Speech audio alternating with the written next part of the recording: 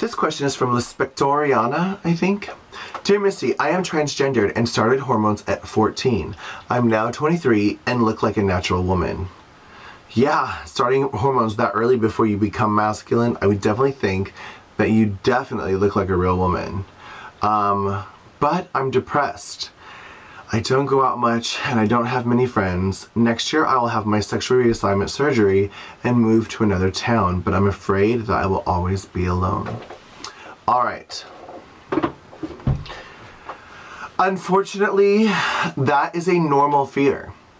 I too thought I was going to be alone for the rest of my life. Even as back as, what year was I? 8th grade? It's weird, I know, sorry. I was in a junior-senior high school, Western Boone Junior-Senior High School in Indiana, from 7th grade to senior year. It was one school. And I was in 8th grade, but I was always an old soul. I was very mature for my age, and I did not identify with my peers. So in 7th grade, I was hanging out with juniors and seniors and the drama club and in the choir and just really trying to absorb all the knowledge and things that they had because I felt people my age were immature. But yeah, I guess in 7th and 8th grade they would be, but whatever. In 8th grade, I was in a choir and a sophomore or junior, her name was Stacy. I would love to say her full name because I really, really would love to get into contact with her again. But her name was Stacy, and she lived in Advance, Indiana, and went to Wells Elementary School. And I went to Thorntown, and together our elementary schools combined for one college, or high school. Her name was Stacy, and I was in 8th grade, and she was a junior. And she had a crush on me. And she wrote me a note in 8th grade saying, it was a beautiful love letter. You know, I think you're beautiful, I think you're amazing, you have a great voice. By the way, she could sing the house down. Brilliant. Like, honestly, she could sing. That's part of the reason why I want to find her, because we were such good friends, and I really think that she could have her career in voice. Anyways, amazing. She wrote me this long letter, and at the end she was like, please be my boyfriend, blah, blah, blah. And I immediately said no. Because I knew that I was gay, and I knew that I was different, and I knew that I wasn't attracted to girls. And that was like 2nd period or 1st period at school. And before the end of the day, I think we were doing an after-school play, and she was, you know, there working on our thespian credits. I think it was a small play. I think it was like Charlie Brown or something, and I wasn't actually in it because it was five characters, and they were all upperclassmen, and I was getting thespian points by doing lights or hair and makeup or something. And she was doing something for the play as well, like props or something. And I ran up to her and I was like, yes, Stacy, yes, Stacy, yes, Stacy. I will definitely be your boyfriend.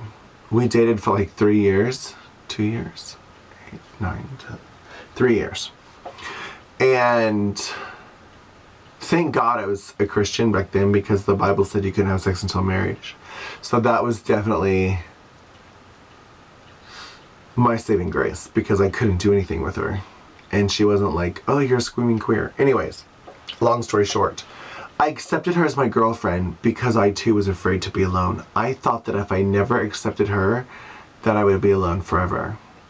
And I think that is also the driving force to a lot of people that say yes to horrible relationships because they're afraid of being alone.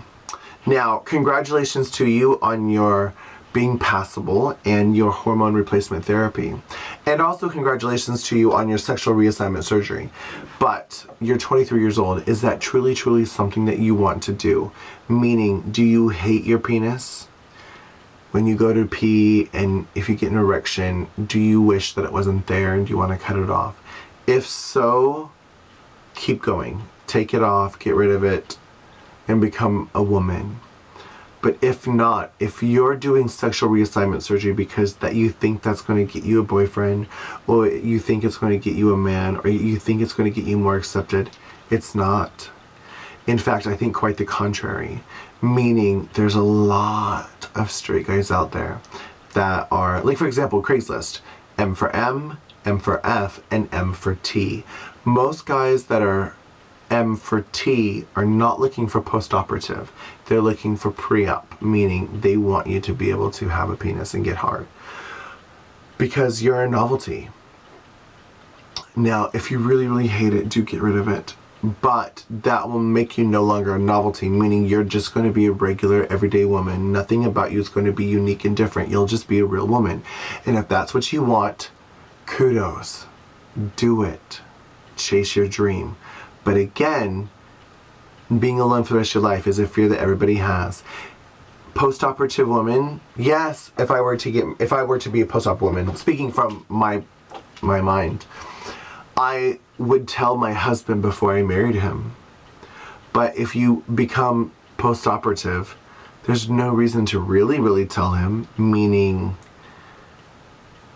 I don't know if he could just look at it and know that it's not real, but I don't think anybody would know, especially taking hormones so young. I don't think anybody could tell that you're not a woman, especially post-op. So, God, this is the hard question for me. Long story short, no matter if you are a tranny or if you're a man or a woman or if you're pre-op or post-op or no-op, there's a lid for every pot. Meaning, I too am single, but I know there's somebody out there perfect for me. One day we're going to cross paths and hopefully fall in love and be together forever.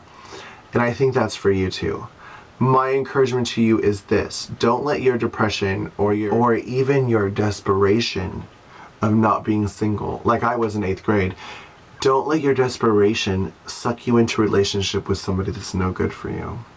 It's better to be alone than be in a bad relationship. There's a lot of girls out there that can vouch for what I just said. Unfortunately, some of them have been abused, but a lot of girls will vouch. It's better to be single than to be miserable. But no, darling, whatever uniquenesses you have, embrace them, cherish them, love them, and somebody else will also love and cherish you. Hope I could help. Loving you is easy.